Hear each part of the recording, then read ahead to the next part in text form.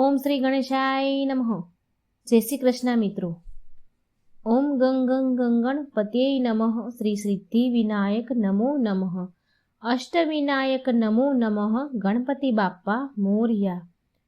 વિઘ્નહર્તા ગણપતિ દાદાની જય. ઓમ નમઃ શિવાય. મિત્રો, આજે આપણે સાંભળીશું ગણપતિજીએ તેમના મુખેથી સંભળાવી પિચાસને કથા. ગણપતિજીએ એક પિચાસ ભૂતને સંભળાવી હતી કથા અને તેને પિચાસ યોનિમાંથી મુક્તિ મળી ગઈ હતી.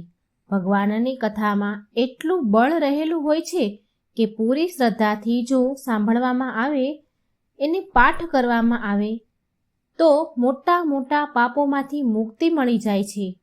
તે મનુષ્યનો આ લોક અને પરલોક બંને સુધરી જાય છે. શ્રી ગણેશ ભગવાનની કથા વાર્તા જે કોઈ સાંભળે છે તેની સર્વ મનોકામના પૂરી થાય છે. ભગવાન ગણેશ અને તેના જીવનમાં સુખ, સમૃદ્ધિ અને શાંતિ હંમેશા માટે રાખે છે. ભગવાન ગણેશ હંમેશા એના પર કૃપા વરસાવે છે. તો ચાલો સાંભળીએ કોણ હતું એ પિચાસ અને ગણપતિજીએ કોની કથા સંભળાવી હતી જેનાથી પિચાસ યોનિમાંથી તે પિચાસને મુક્તિ મળી ગઈ હતી. તો બધા જ ભક્તોની આ મનોકામના પૂરી કરવાવાળી કથા પૂરા મનથી, હૃદયથી પૂરી આ વાર્તા સાંભળજો મિત્રો. એકવાર કૈલાસ પર્વત પર ભગવાન શંકર અને માતા પાર્વતી એકાંતમાં ભગવાન શંકર મા પાર્વતીને એક કથા સંભળાવી રહ્યા હતા અને તેમણે નંદી મહારાજને આદેશ આપ્યો હતો કે તેની કથા જે સંભળાવે છે તો તે સંભળાવતી વખતે કોઈ પણ આ કથાને સાંભળે નહીં. અને આ માટે ભગવાન શિવે, શંકર ભગવાને તેમના મુખ્ય દ્વારપાળ, જેનું નામ હતું પુષ્પદંત, તેને સુરક્ષા માટે ઊભા રાખી દીધા કે દ્વાર પર ઊભા રહીને ત્યાં પહેરેદારી કરે. કોઈ આ કથા સાંભળે નહીં અને કોઈ અંદર આવે નહીં. પણ પુષ્પદંત નામનો જે દ્વારપાળ હતો, પુષ્પદંત નામનો દ્વારપાળ માતા પાર્વતી અને શંકર ભગવાનની કથાને ચોરી છુપીથી સાંભળી લીધી હતી. અને આ વાતનો આભાસ ભગવાન ભોળાનાથને થઈ ગયો અને પછી ભોળાનાથ તેના દ્વારપાળ પુષ્પદંત પર બહુ ગુસ્સે થયા, બહુ ક્રોધે ભરાયા અને ક્રોધમાં આવીને ભોળાનાથે મુખ્ય દ્વારપાળ પુષ્પદંતને પિચાસ થવાનો શ્રાપ આપી દીધો. ભોળાનાથે કહ્યું કે હે પુષ્પદંત, તે ચોરી છુપેથી એક પિચાસની જેમ અમારી વાતો સાંભળી છે, અમારી કથા સાંભળી છે, જેને કારણે તું પિચાસ યોનિમાં જા. તે એક પાપ કર્યું છે. કોઈ પણ ના સાંભળી શકે એવી કથા, એ વાતો તે સાંભળી છે, તે પાપ કર્યું છે. માટે હું તને શ્રાપ આપું છું કે તું પિચાસ બનીને પિચાસની જેમ ભટકતો રહીશ. ક્યાંય પણ તું એકચિત એકાગ્ર નહીં રહે. ભગવાન શિવના આટલું જ કહેતા પુષ્પદંત પિચાસ બનીને પૃથ્વીલોક પર આવી જાય છે અને પૃથ્વી પર વિચરણ કરવા લાગે છે. પૃથ્વી પર પિચાસ બનીને મનુષ્યોને હેરાન કરવા લાગે છે, લોકોને ડરાવવા લાગે છે. પિચાસથી તો કોણ ન ડરે, બધા જ ડરે. પુષ્પદંતની પત્ની જયા એનું નામ હતું. જયાના અનુરોધ કરવાથી પુષ્પદંતને પિચાસ યોનિમાંથી મુક્તિ દેવા માટે ભગવાન ગણેશને પૃથ્વીલોક પર આવવું પડે છે.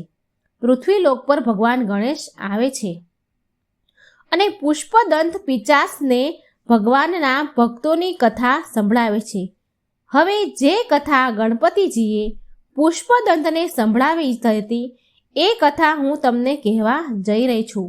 ભગવાન ગણેશે ખુદ એના મુખેથી પિચાસ યોનિમાં આવેલા પુષ્પદંતને આ કથા સંભળાવી હતી, જે હવે હું તમને સંભળાવવા જઈ રહી છું. પૂરા મનથી, હૃદયથી, આત્માથી આ વાત સાંભળજો. પ્રાચીન સમયની આ વાત છે. દક્ષિણ ભારતની તુંગભદ્રા નદીના તટ પર એક નગરમાં આત્મદેવ નામનો બ્રાહ્મણ એક વ્યક્તિ રહેતો હતો. તે આત્મદેવ બધા જ વેદોમાં પારંગત હતો. આત્મદેવની પત્નીનું નામ હતું ધૂંધળી. ધૂંધળી બહુ જ સુંદર હતી, પણ સ્વભાવથી એકદમ ક્રૂર અને ઝઘડાળુ હતી.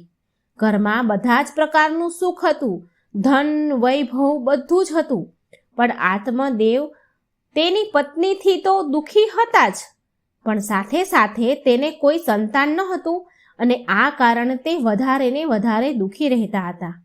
સંતાન પ્રાપ્તિ માટે આત્મદેવ બ્રાહ્મણે બહુ જ પ્રયત્ન કર્યા, પણ તેમને કઈ સફળતા મળી નહીં અને થાકી હારીને અંતે આત્મદેવે આત્મહત્યા કરવાનું નક્કી કર્યું. આત્મહત્યા કરવાનો વિચાર કરી લીધો. આમ મરવાનો વિચાર કરી આત્મદેવ વન તરફ જવા નીકળી ગયા. વનમાં તેને એક મહાત્માજી મળ્યા. આત્મદેવ તે મહાત્માની સામે બહુ રડવા લાગ્યા. એટલે મહાત્માએ તેમના દુઃખનું કારણ પૂછ્યું.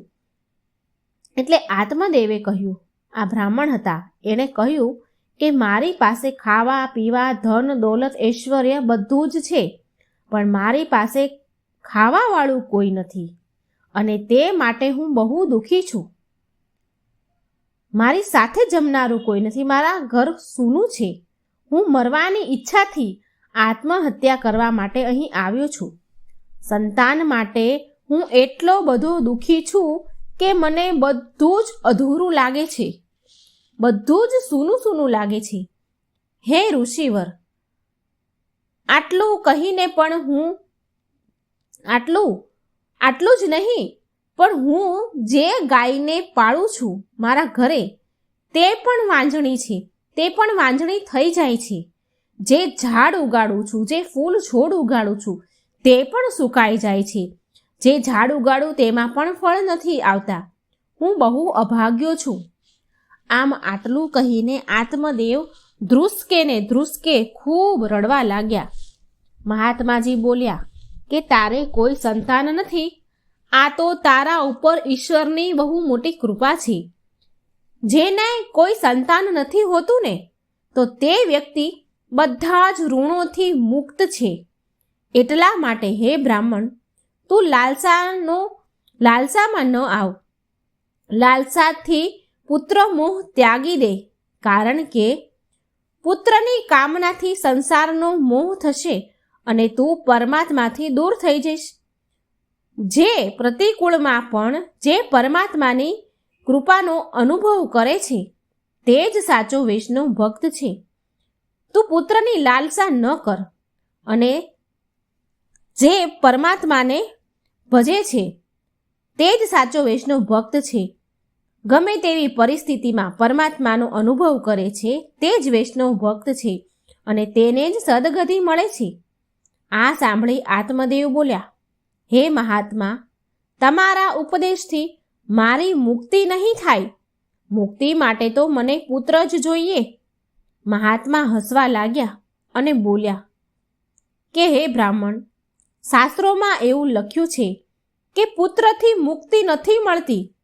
જે મનુષ્ય પરમાત્મા માટે જીવે છે અને તન મન ધનથી પૂરી રીતે પરમાત્માને સમર્પિત છે, એ જ મુક્તિ છે. આ સાંભળી આત્મદેવ બ્રાહ્મણ દુઃખી થઈને બોલ્યા કે મારા મર્યા પછી મારું પિંડદાન અને શ્રાદ્ધ કોણ કરશે?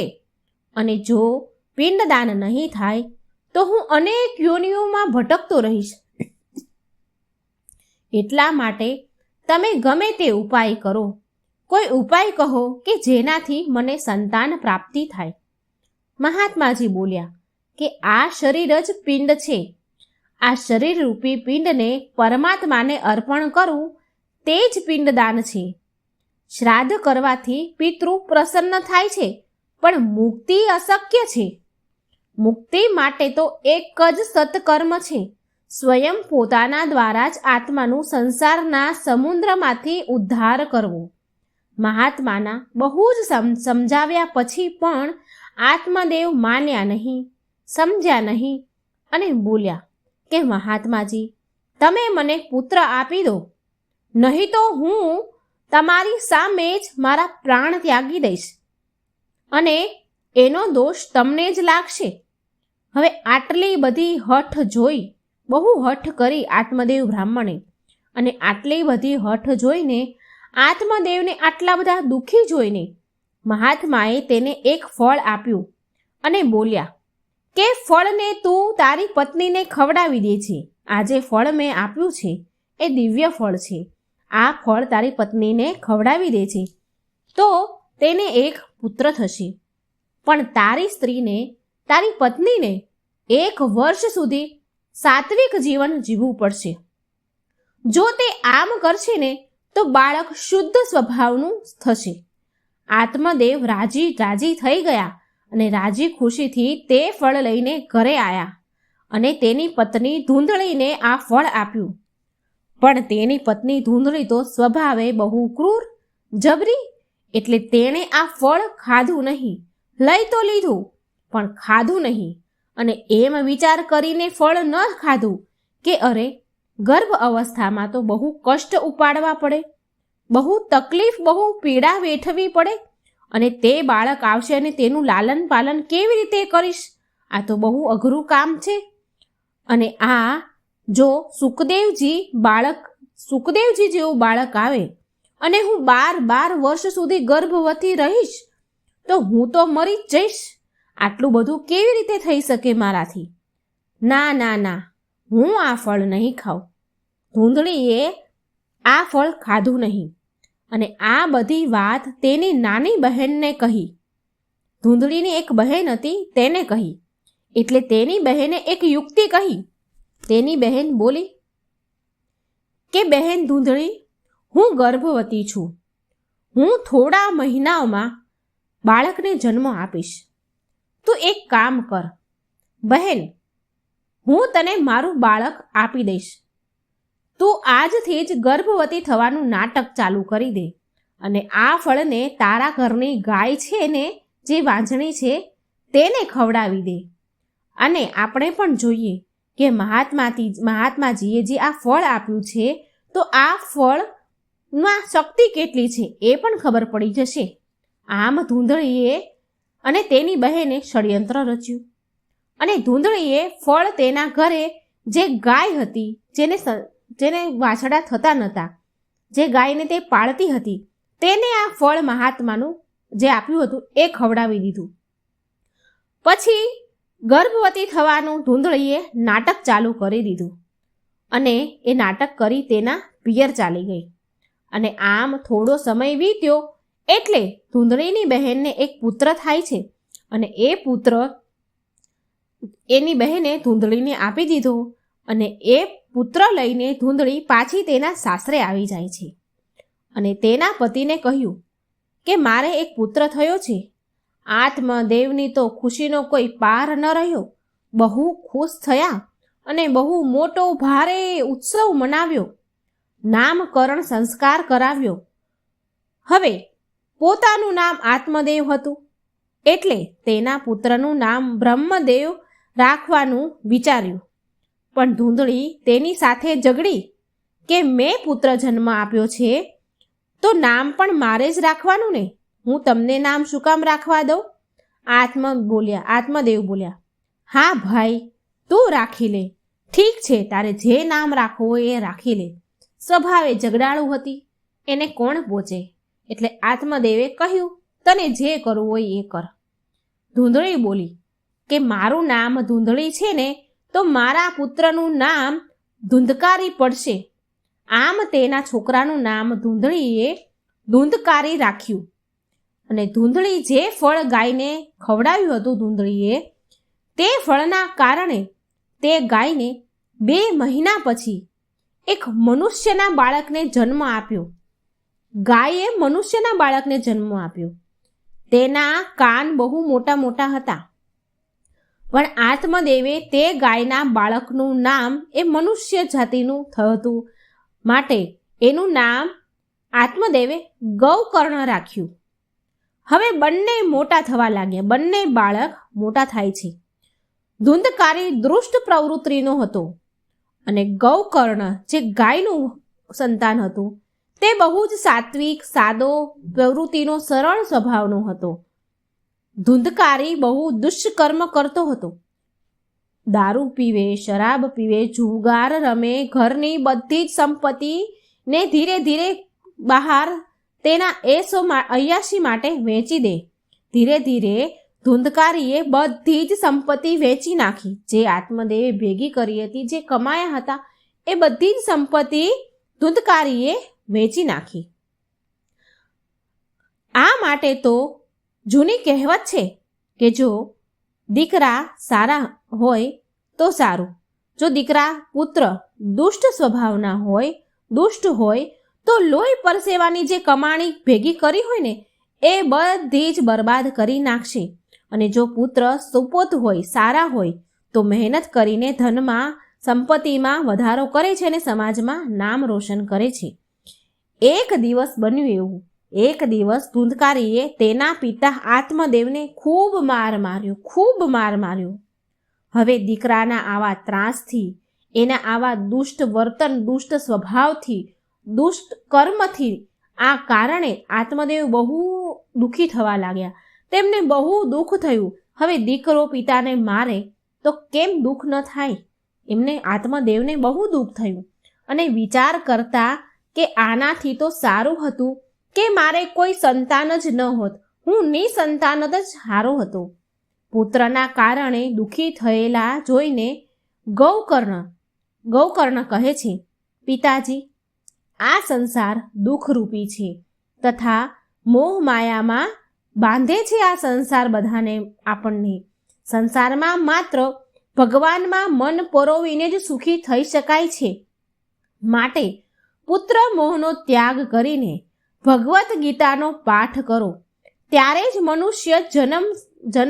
મનુષ્યનો જન્મ સફળ થશે. હે પિતાજી, તમે હવે ધુંધકારીના દુષ્કર્મ પણ ધ્યાન ન આપો અને વનમાં જઈને પ્રભુની આરાધના કરો. ગૌકર્ણની વાત સાંભળીને, સમજીને, પુત્રનો મોહ ત્યાગીને આત્મદેવ ગંગા કિનારે આવ્યા. ભગવદ્ પુરાણના 10મા સ્કંદનો રોજ પાઠ કરતા હતા અને આ કારણથી તેમણે જીવનમાં શ્રી કૃષ્ણ ભગવાનની પ્રાપ્તિ થઈ અને આત્મદેવ ભગવાનમાં વિલીન થઈ ગયા. આત્મદેવના પ્રભુના ધામમાં ગયા પછી, આત્મદેવના ચાલ્યા ગયા પછી એક દિવસ ધૂંધળીએ પણ તેના પુત્રના વર્તન, વ્યવહાર, દુષ્કર્મથી, તેના ત્રાસથી દુઃખી થઈને કૂવામાં પડીને આત્મહત્યા કરી લીધી અને તે ધૂંધળી પણ મરી ગઈ.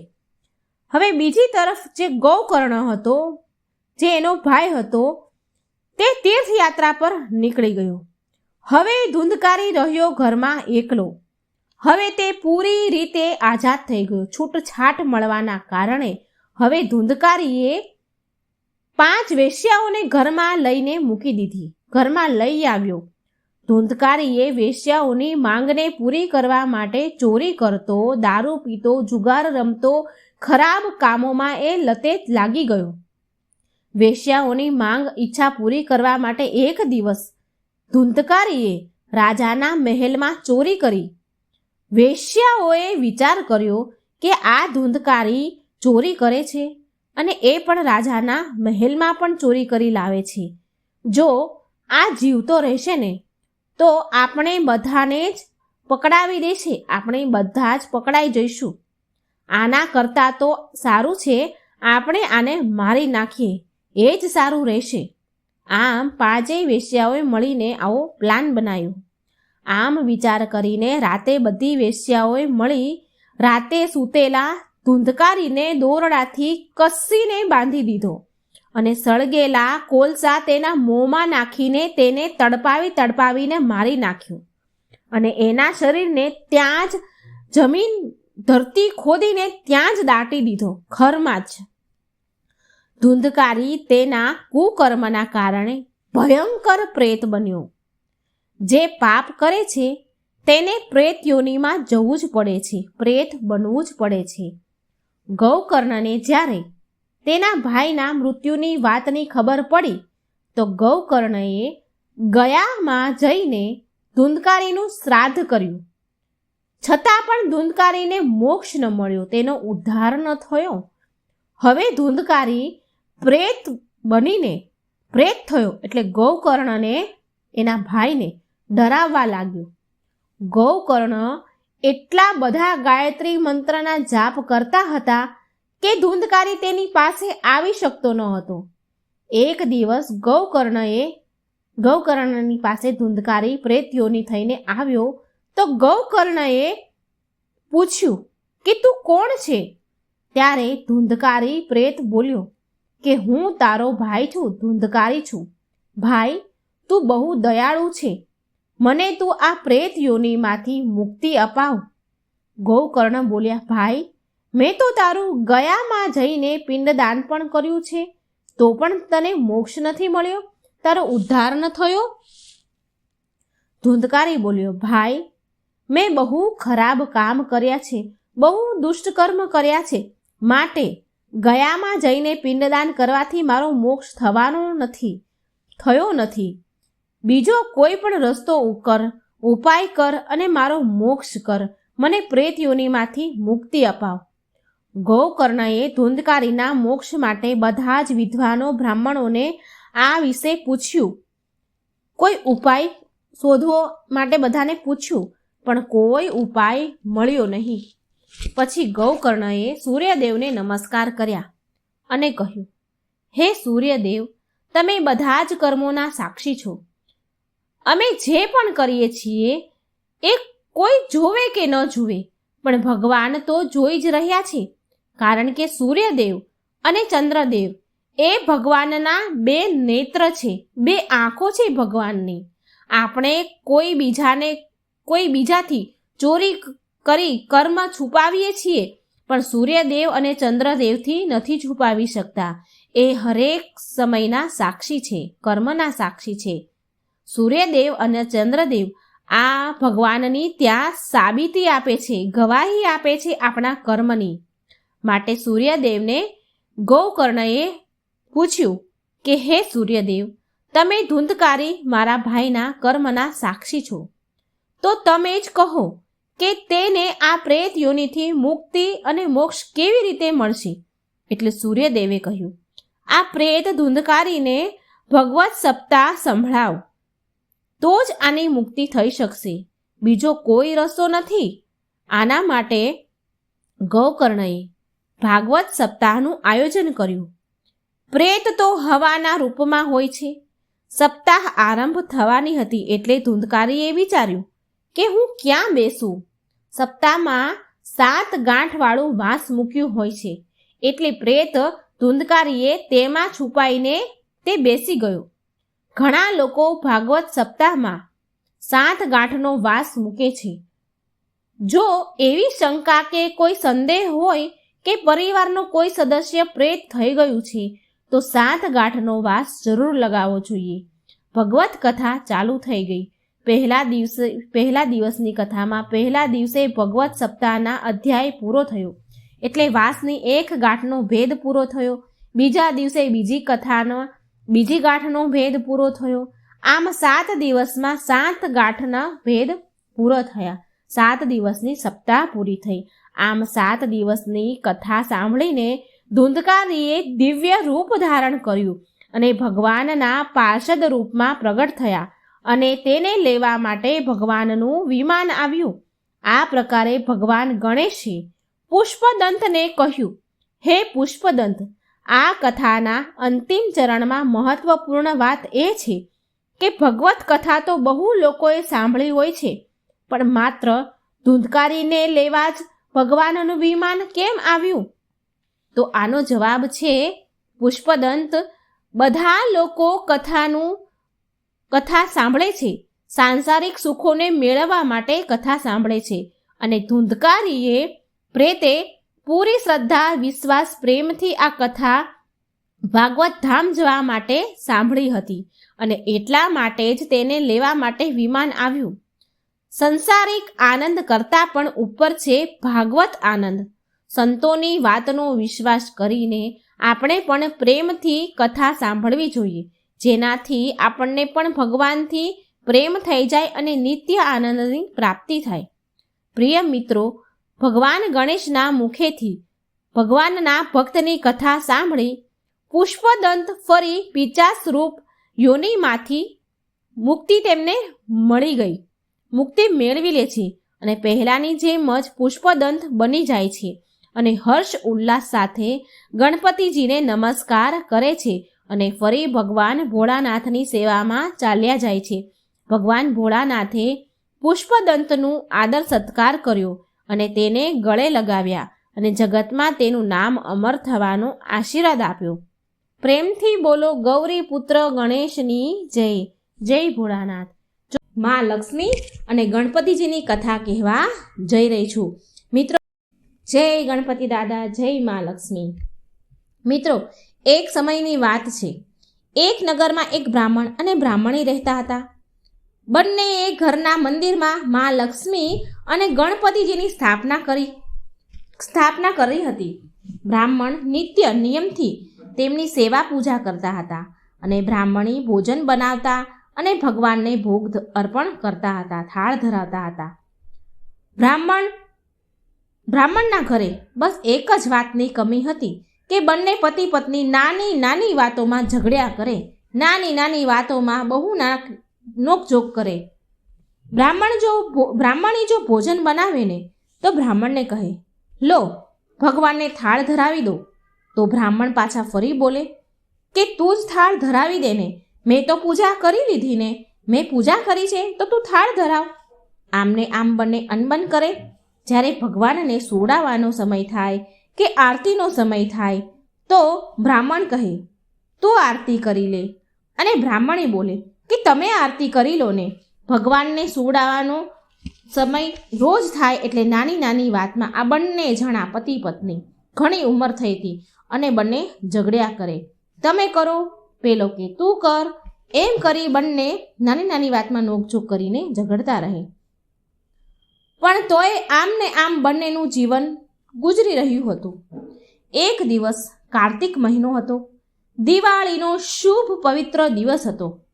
બ્રાહ્મણીએ ભોજન બનાવ્યું અને બ્રાહ્મણને કહે છે કે લો ભગવાનને થાળ ધરાવી દો ને. આ વખત ફરીથી બંનેમાં નોકઝોક થવા લાગી. ફરીથી બંને એકબીજા સામે તત કરવા લાગ્યા. પેલો કે તું ધરાવી દે, પેલી કે તમે ધરાવી દો. આમ કરી બંને થાળ ધરાવવાના બાબતે દિવાળીના દિવસે લડી રહ્યા હતા. એટલે ગણપતિજી અને મા લક્ષ્મી કહે છે, એકબીજા સાથે વાતો કરે છે કે આ બંને બ્રાહ્મણ અને બ્રાહ્મણી તો બહુ જ નાની નાની વાતોમાં લડ્યા કરે છે.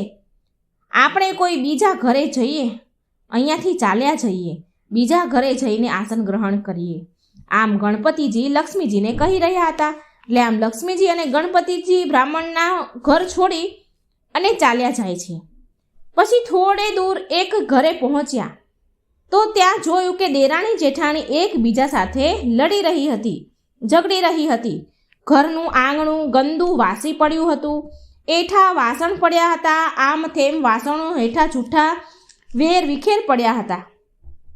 ભોજન પાણીના કોઈ ઠેકાણા નહોતા, કોઈ વ્યવસ્થા જ હતી નહીં. લક્ષ્મીજી બોલ્યા ગણપતિજીને, આ ઘરે તો હું બિલકુલ નહીં રહું. પછી ત્યાંથી લક્ષ્મીજી અને ગણપતિજી બીજા ઘરે ગયા તો વહુ અને સાસુ એકબીજા સાથે લડી રહી હતી. બીજા ઘરે ગયા ત્યાં પણ સાસુ વહુ લડી રહ્યા હતા. ત્યાં પણ ગંદા વાસણ, કચરો, કપડાં, વાસી બધું એમને એમ જ પડેલું હતું. ત્યાં પણ જમવાના, ખાવા પીવાના, ભોજન પાણીના કોઈ ઠેકાણા ન હતા. એટલે લક્ષ્મીજી અને ગણપતિજી ત્યાંથી પણ ચાલ્યા ગયા. લક્ષ્મીજી અને ગણપતિજી હવે આવ્યા ત્રીજા ઘરે.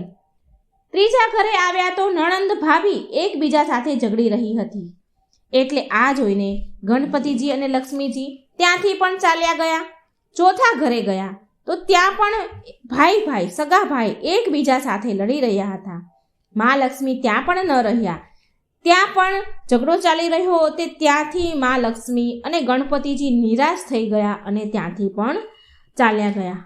હવે આમ ને આમ જ્યાં પણ મા લક્ષ્મી અને ગણપતિજી બીજા અલગ અલગ ઘરે જાય તો ત્યાં કંઈ ને કંઈ ખરાબ જોવે, કંઈ ને કંઈ એમને ખરાબ જોવા મળતું હતું. તે ક્યાંય ન રોકાયા. પછી લક્ષ્મીજી બોલ્યા, ગણપતિજીને કહે છે કે આપણને ફરતા ફરતા ઘણો સમય નીકળી ગયો, સાંજ પડી પણ ક્યાંય ભોજન પાણી ન મળ્યા. ચાલો બ્રાહ્મણના ઘરે પાછા જતા રહીએ. એ આપણને નોકઝોક કરીને પણ થાળ તો ધરાવે છે, સમયે સમયે પૂજા પાઠ તો કરે છે, સમયે સમયે આપણને ભોગ અર્પણ તો કરે છે. આમ વિચાર કરીને પાછા મા લક્ષ્મી અને ગણપતિજી બ્રાહ્મણીના ઘરે ગયા. દ્વાર પર આવીને ઊભા રહ્યા તો તેમના ઘરમાંથી પકવાનોની સુગંધ આવી રહી હતી, પણ તેમના દરવાજા બંધ હતા. એટલે મા લક્ષ્મીએ દરવાજો ખખડાવ્યો અને મા લક્ષ્મીએ સાદ પાડ્યો અને બોલ્યા કે હું લક્ષ્મીજી છું અને ગણપતિજી પણ છે, દ્વાર ખોલો, અમે તમારા ઘરે આવ્યા છીએ. એટલે અંદરથી પેલી બ્રાહ્મણી બોલી, હું દરવાજો નહીં ખોલું, તમે મારા ઘરેથી પહેલાં કેમ ચાલ્યા ગયા અને હવે પાછા કેમ આવ્યા છો? એટલે મા લક્ષ્મીએ ગણપતિજી બંને બોલ્યા કે બ્રાહ્મણી, હવે અમે નહીં પાછા જઈએ, તમારા ઘરે જ રહીશું. બ્રાહ્મણી બહુ ચતુર અને હોશિયાર હતી, બોલી કે હું તમારી વાત ન માનું, તમે ફરીથી મારા ઘરે ચાલ્યા જાઓ તો પહેલાં મને વચન આપો, તો જ હું તમને અંદર આવવા દઈશ, તો જ હું દ્વાર ખોલીશ. લક્ષ્મીજી બોલ્યા કે માંગ, તારે શું જોઈએ છે, તું માંગી લે. એટલે બ્રાહ્મણી બોલી, અન્ન દો, ધન દો, દૂધ દહીં ભંડાર દો, પુત્રનું પાલન આપો, સોનાનો અખાડો આપો, કુળ વધુ આપો, હાથી ઘોડા આપો, લાવ લશ્કર આપો, 12 વર્ષની મારી કાયા થઈ જાય, 12 વર્ષની મારા પતિ બ્રાહ્મણની કાયા થઈ જાય, આવું વચન આપો તો હું દ્વાર ખોલું. લક્ષ્મીજી બોલ્યા કે જા બ્રાહ્મણી, મેં તને વરદાન આપ્યું, તને આ બધું જ મળશે, જે તે માંગ્યું એ બધું તને પ્રાપ્ત થશે. પછી બ્રાહ્મણીએ દરવાજા ખોલ્યા. ગણપતિજી અને લક્ષ્મીજી અંદર પ્રવેશ કરે છે અને બ્રાહ્મણીને મા લક્ષ્મી કહે છે, તે તો અમને છેતરી લીધા, પણ જા, તને બધું જ મળશે, પણ તારે એક વાતનું હંમેશા ધ્યાન રાખવું પડશે. યાદ રાખજો મિત્રો, સાંભળજો. અહીં મા લક્ષ્મી એ બ્રાહ્મણીને કહે છે કે એક વાતનું તારે હંમેશા ધ્યાન રાખવું પડશે કે આજના દિવસે એટલે કે દિવાળીની રાત્રે તારા આંગણામાં ચોક પૂરીને ચૌમુખી દીવો, એટલે 4 દિવસનો જે આપણે દીવો કરીએ છીએ, ચૌમુખી દીવો આખી રાત તારા આંગણામાં પ્રગટાવજે. હું તારી 7 પેઢી સુધી બિરાજમાન તારા ઘરમાં રહીશ. આટલું કહીને ગણપતિજી અને લક્ષ્મીજી બ્રાહ્મણના ઘરમાં પાછા મંદિરમાં બિરાજમાન થઈ ગયા અને તેમની કૃપાથી બ્રાહ્મણના ઘરે સુખ સંપત્તિ સમૃદ્ધિ આવી ગઈ. હે ગણપતિજી મહારાજ, હે માતા લક્ષ્મી, હે મહાલક્ષ્મી, જેવી કૃપા તમે એ બ્રાહ્મણ અને બ્રાહ્મણી પર કરી, એવી જ કૃપા આ કથા કહેનાર, સાંભળનાર અને હોકારો ભરનાર બધા જ પર તમે રાખજો. જય ગણપતિ દાદા, જય મા લક્ષ્મી. વિઘ્ન હર્તા દેવ, વિઘ્ન વિનાશક દેવ શ્રી ગણેશ, ગૌરી પુત્ર ગણેશની આપણે વાર્તા સાંભળીશું. પૂરા મનથી, ધ્યાનથી, શ્રદ્ધાપૂર્વક આ વાર્તા સાંભળજો. ભગવાન આપણા બધા જ દુઃખ દૂર કરી અને સુખ આપશે. પુણ્ય પ્રદાન કરનારી, વિઘ્ન હરનારી, શ્રી મંગલકારી આપણે આ વાર્તા સાંભળીશું. ઓમ ગં ગં ગણપતિ નમઃ. વક્રતુંડ મહાકાય સૂર્યકોટિ સમપ્રભમ નિર્વિઘ્ન કુરુ મે દેવમ સર્વકાર્યેષુ સર્વદા. ભગવાન ગણેશ વિડીયો જોનાર, વાર્તા સાંભળનાર બધા જ ભક્ત મિત્રોની બધી જ તકલીફો, દુઃખ દૂર કરે, સુખ આપે, સારું સ્વાસ્થ્ય આરોગ્ય આપે, એવી મારી શ્રી ગણેશ પ્રભુને પ્રાર્થના છે. તો ચાલો આપણે સાંભળીએ. ભાદરવા મહિનાની સુદ ચોથ. આ દિવસ ગણેશ ચતુર્થી, ગણેશ ચોથ અથવા ગણપતિ ચોથના નામથી ઓળખાય છે. આ દિવસે વ્રત કરનારે ગણપતિ ચોથના નામથી મૂર્તિ બનાવી, ફૂલ, ચોખા, ધૂપ, દીપ અને નૈવેદ્ય ધરાવી ગણપતિજીનું પૂજન કરવાનું. નૈવેદ્યમાં ભગવાનને લાડુ અતિ પ્રિય છે, તેથી લાડુ બનાવી ધરાવવાના, પછીથી પૂજન કરવાનું. વ્રત કરનારે આ દિવસે એક વખત જમીને એક ટાણું કરવાનું. આખો દિવસ ભજન કીર્તનમાં પસાર કરવાનું. ત્યાર પછી બીજે દિવસે એટલે કે પાંચમે ગણપતિજીની મૂર્તિને જળમાં પધરાવી મોડું ભોજન લેવું. બ્રાહ્મણોને દાન દક્ષિણા શક્તિ ભક્તિ અનુસાર શક્તિ મુજબ અન્નદાન વસ્ત્રદાન કરવું. ગણપતિ મહારાજ શંકર ભગવાનના અને માતા પાર્વતીજીના પુત્ર કાર્તિક સ્વામીના ભાઈ છે. ઉંદર એમનું વાહન છે. રિદ્ધિ સિદ્ધિ તેમને વરેલી છે. કોઈ પણ સારો પ્રસંગ હોય, ધાર્મિક પ્રસંગ હોય તો ગણપતિજી મહારાજની પહેલી પૂજા કરવી પડે છે.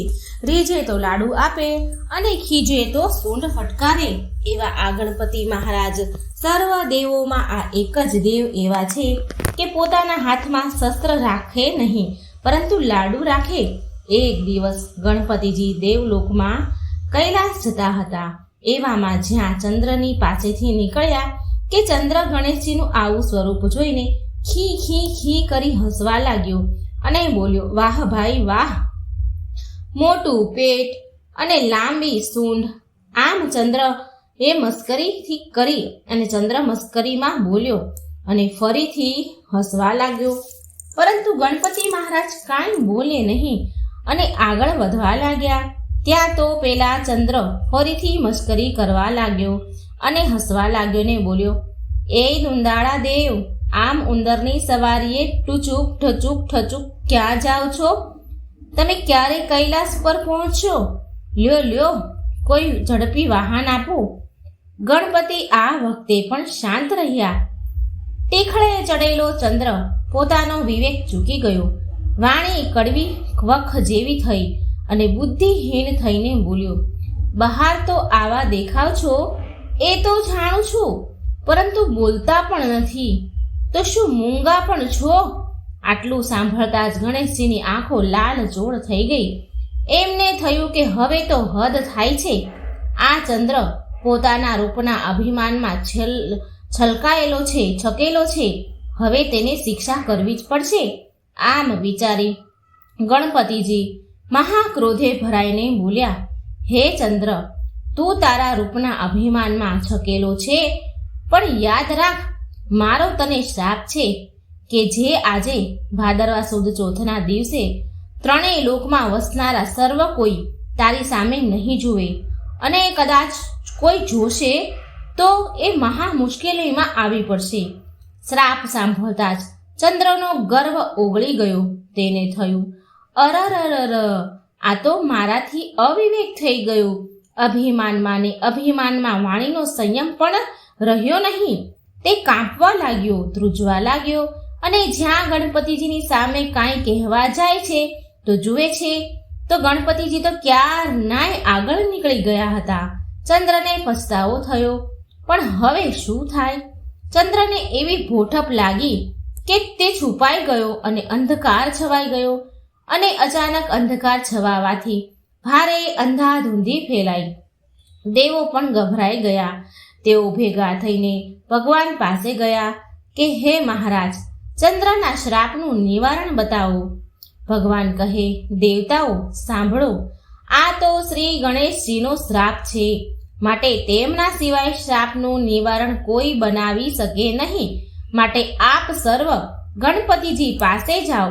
વળી ગણપતિજી તમારા ઉપર ખુશ થાય તેવો રસ્તો પણ હું બતાવું છું, તે સાંભળો. તમે બધા ચંદ્ર પાસે જઈને કહેજો કે ભાદરવો માસ બેસે એટલે સુદ એકમથી સુદ ચોથ સુધી ગણેશ ચોથનું વ્રત કરે. અને તે વ્રતની વિધિ આ પ્રમાણે છે. સૌ પ્રથમ ગણપતિજીની સોનાની મૂર્તિ બનાવવાની. જો સોનાની ન બનાવો તો સ્થિતિ પ્રમાણે કોઈ પણ ધાતુની બનાવવાની. અને એ પણ શક્ય ન હોય તો ગણપતિજીની છબી લેવી. પછી એકમથી ચોથમાં જે દિવસ શુભ હોય તે દિવસે સારા ચોઘડિયા ગણેશજીની સ્થાપના કરવાની. પછી તેમનું પૂજન કરવાનું, લાડુના નિવેદ ધરાવવાના. પછી વાજતે ગાજતે એ દિવસે સાંજે ગણપતિજીની મૂર્તિને જળમાં પધરાવવાની. એ દિવસે બ્રાહ્મણોને જમાડવા, દાન કરવું. આમ કરવાથી ગણપતિજી મહારાજની કૃપા ચંદ્ર ઉપર થશે. ગણપતિજી મહારાજ તેના ઉપર પ્રસન્ન થશે અને શાપનું નિવારણ થશે. દેવતાઓના કહેવાથી ચંદ્રએ ગણેશજીના ચોથનું વ્રત કર્યું. વિધિ પ્રમાણે વ્રત કર્યું અને ગણપતિજીએ તેના ઉપર પ્રસન્ન થયા. ચંદ્રએ ગણપતિજીની ક્ષમા માંગી ત્યારે ગણેશજીએ એની ઉપર કૃપા કરી કહ્યું, હે ચંદ્ર, તું મારા શ્રાપમાંથી તો સંપૂર્ણ રીતે મુક્ત નહીં જ થાય, પણ તે મારું વ્રત કર્યું છે, તેથી હું તારા ઉપર પ્રસન્ન થયો છું અને તેથી હું તને આપેલા શ્રાપને હળવો બનાવું છું.